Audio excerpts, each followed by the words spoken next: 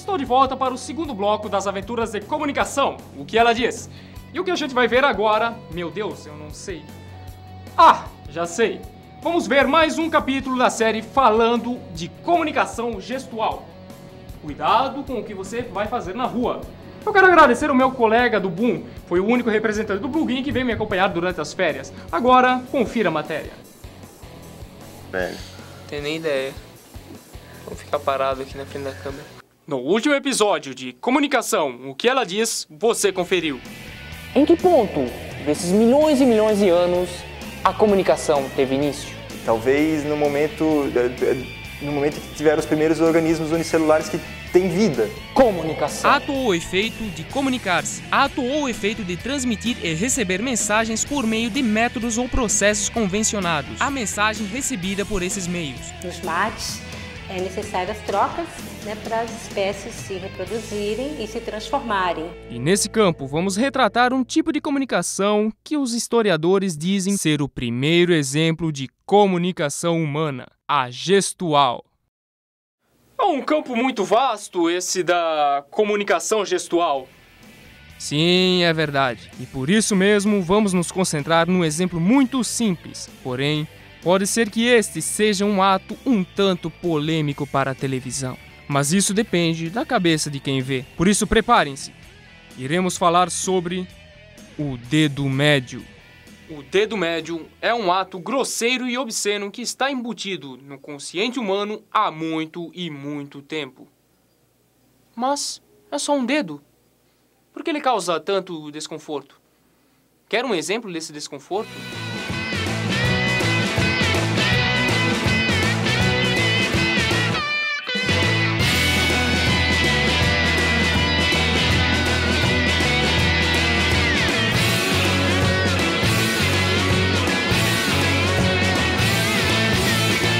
É incrível como um dedo, um simples ato, mexe com a cabeça das pessoas.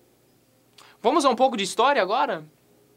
Um grupo de antropólogos sustenta que esse gesto é uma variação de uma tradição dos tempos da pré-história. O que acontecia naquele tempo, segundo eles, é que alguns primatas, na intenção de intimidar seus inimigos, mostravam seu pênis ereto. Realmente, se eu fosse um dos inimigos deles, eu me sentiria ofendido.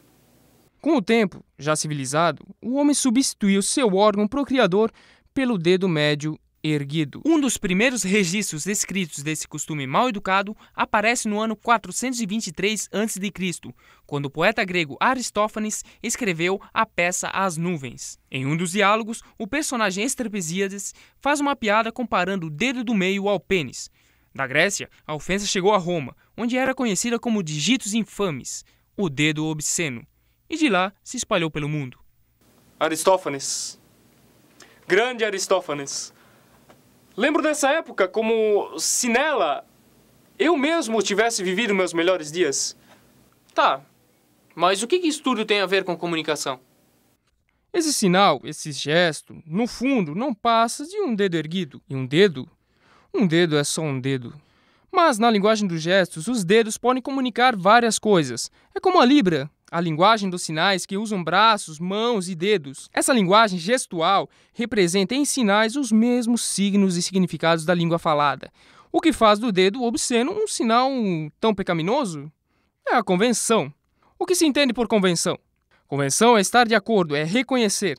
Nesse sentido, cria-se um gesto, dá-se um significado a ele, informa-se esse significado a todos que fazem parte de um grupo.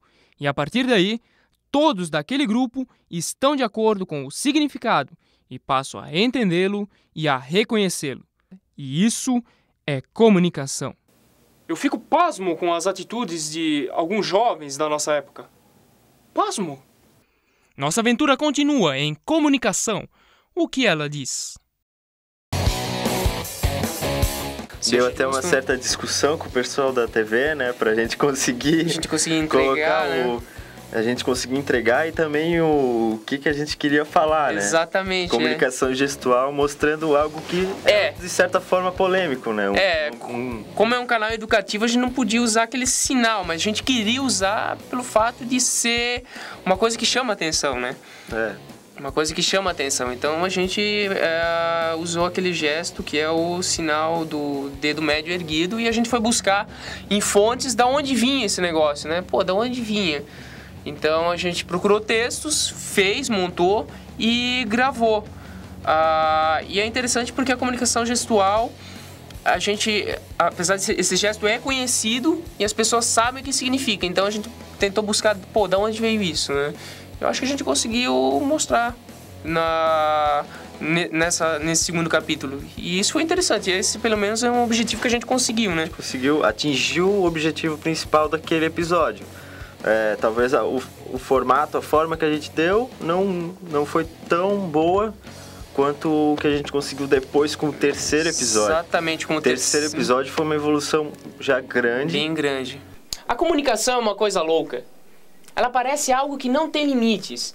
Com as novas tecnologias, ou mesmo com as velhas tecnologias, ou tendo somente a criatividade humana como parâmetro, a comunicação passou por esse limite natural, a distância, fácil. Teve um momento em que o homem percebeu que seus sentidos, como o da visão, tinham limite, e ele deixava de enxergar as coisas à medida que elas se distanciavam. O mesmo aconteceu com sua audição. A voz tem um limite de potência.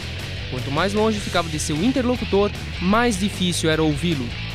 E quando a distância passava dos limites dos sentidos, a comunicação inevitavelmente cessava.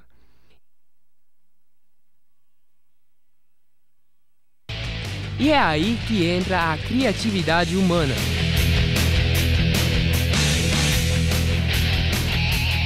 Como comunicar-se com alguém que está longe? Difícil responder essa. Acredito que ninguém pensou muito na distância no início, mas quando a necessidade começou a apertar, tiveram que pensar em alternativas que pudessem suprir essas necessidades. Quando os homens começaram a ser atacados por seus inimigos enquanto acomodavam-se em terrenos descobertos, eles correram para as cavernas. Quando seus inimigos começaram a invadir as cavernas, eles fecharam e protegeram a entrada da caverna. Nessa época, eram os animais os maiores inimigos. Quando o homem virou o inimigo do próprio homem, formando grupos, clãs ou gangues, as pequenas portas já não eram suficientes para deter seus rivais.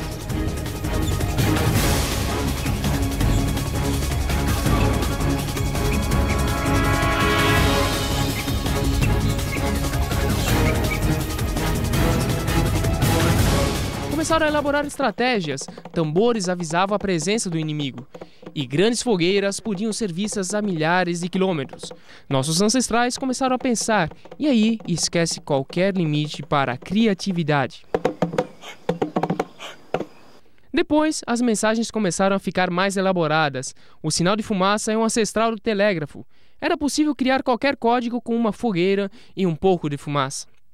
Era preciso que uma tribo criasse seus próprios códigos, pois a fumaça podia ser vista pelos inimigos. O tempo passou, a humanidade evoluiu e o telégrafo foi inventado.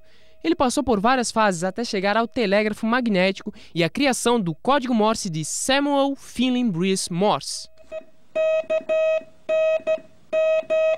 No século XXI, a internet é um meio simples e prático. Um e-mail precisa só de uma conexão com a internet. Hoje, o e-mail é uma boa, mas a humanidade e principalmente os jovens de hoje são sedentos por comunicação instantânea. E o programa Windows Live Messenger, o famoso MSN, é uma boa solução para quem quer se comunicar em tempo real sem ter que esperar muito por uma resposta. Mas há controvérsias. Tem um pessoal aí que abre tantas janelas que nem sempre uma resposta instantânea é possível. A alternativa nesses casos é esperar mesmo, ou usar o telefone celular. Antigamente, o telefone era um meio residencial eficiente. Aí, inventaram o telefone sem fio. Então, sabe o que aconteceu? A distância atrapalhou de novo. À medida que a distância aumentava, a linha caía. Inventaram o celular e hoje é difícil dizer se ele é mais um meio de entretenimento ou um meio de comunicação. Parece que foi a distância a grande impulsionadora pela criação e massificação dos meios de comunicação. Hoje não é difícil encontrar nas ruas pessoas que usam o celular ou o MSN para se comunicar com seus vizinhos. É mesmo uma coisa louca essa comunicação. Muito legal! Fique por aí, que tem muito mais em Comunicação, o que ela diz, depois do intervalo.